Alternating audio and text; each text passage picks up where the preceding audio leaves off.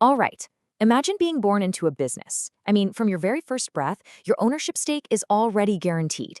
This isn't some new startup, it's literally your birthright. Today, we're going to dive into a really fascinating and ancient business model, the Joint Hindu Family Business, where your family is the company. They're one and the same. Now, really think about that for a second. I'm not talking about that classic office line, we're all like a family here. No, no. I mean a business where the org chart is the family tree. Your job, your ownership, the whole shebang. It's all decided by your birth. And you might think, okay, that sounds like something out of a history book, right? But this is a living, breathing business structure that's very much alive in India today. So let's get into it. What exactly is this business model? We're going to break down the fundamentals of a structure that is just completely wrapped up in family, law, and, well, centuries of tradition. Okay, so here's the core concept. The Joint Hindu Family Business, sometimes called an HUF, is a type of organization you will only find in India. And what's wild is that it's not created by some contract or a partnership agreement like most businesses you know. Nope, it's governed by Hindu law, and it basically just springs into existence because the family itself exists. So, this whole model is built on a few really key ideas. First off, this is one of the oldest forms of business in India. We're talking deeply rooted in history. Second, you don't apply for membership, you don't get hired. It is an automatic right the moment you are born. And get this, it's not just your immediate family. We could be talking up to 3 successive generations, all members of the same business, all at the same time. Wild, right? Okay, so you might be wondering, how did a business like this actually run day to day? Well, for centuries, it was all about a pretty strict traditional hierarchy. There were very specific roles for the key players. First up, let's get a key term down, co-parsoner. A co-parsoner is basically any family member who gets an equal, built-in ownership rate over the family's ancestral property, just because they were born. You can totally think of it like being an automatic shareholder from day one. So who runs the show? Who's the CEO, so to speak? That would be the Karta. The Karta is the head of the family, the person in control, the one managing the entire business. And this is a really crucial point for where we're going with this story. Traditionally, this incredibly powerful position was always held by the eldest, you guessed it, male member of the family.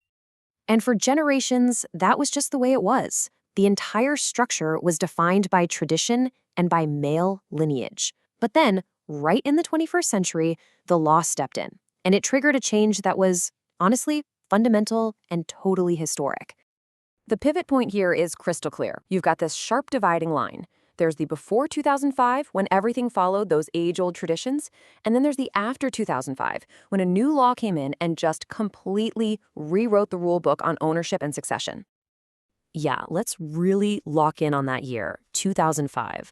That was the year the Hindu Succession Act got a major amendment. Now, on paper, it might sound like just another boring legal update, but trust me, for the Joint Hindu Family Business, it was nothing short of a revolution. So, what was the whole point of this amendment? Well, it was designed to tackle a really deep-seated gender inequality head-on. The goal was to take this ancient business structure and drag it into the modern world, to align it with principles of equal rights. And that meant fundamentally changing who could own property and, just as importantly, who could be in charge. So, what did this new era of equality actually look like? What changed on the ground for these family businesses? The answer is, well, it's pretty simple. Everything. Everything that mattered. This comparison really says it all. Before 2005, only sons were born as co-parsoner, with that automatic ownership right. But after 2005, daughters became co-parsoner by birth, with the exact same rights. The role of the Karta? It went from being exclusively for the eldest male to being open to the eldest member, period, male or female. And this is huge. A daughter's rights didn't just disappear when she got married anymore. This was an absolutely monumental shift. So what's the bottom line here? The law now says flat out that when the family property is divided up, it has to be shared equally among all the co-parsoner. That centuries-old male bias, it was basically erased by a clear new legal principle, gender equality. So, as we start to wrap this up, it's pretty clear that this isn't just some dry lesson in business law, right? It's actually a really powerful story. It's about how an ancient tradition, one that's woven deep into the cultural fabric, can be totally reshaped by modern ideas of fairness and equality.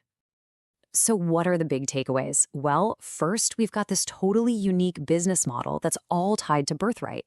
Then you have the 2005 amendment, which wasn't just some small tweak, it was a massive turning point for gender equality. Because of it, daughters now have equal rights as owners, as co-partners, and can even become the Carta, the head of the whole operation. It is just a perfect example of how an ancient tradition can evolve to meet modern demands for legal equality. And all of this brings us to a final, much bigger question, doesn't it? What we've seen here is a modern legal framework being placed right on top of a deep-rooted ancient tradition. And it really makes you wonder, as our laws keep evolving towards even greater equality, what other ancient structures or beliefs or traditions are going to be transformed next? It's definitely something to think about. Thanks for joining me on this.